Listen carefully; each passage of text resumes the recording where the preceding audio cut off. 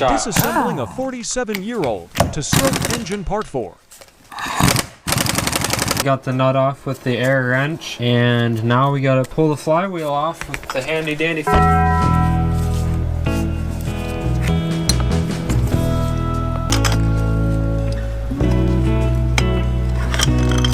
I gave up on removing the magneto for now. Stay tuned to Alright, see now how I let's pull finally the got clutch it off. off. First we gotta pull all these little pins holding the springs up out.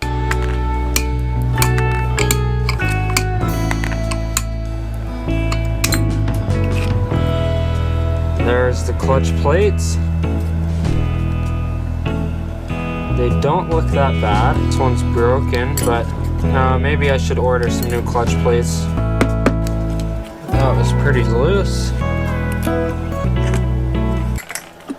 Okay, there's the clutch basket.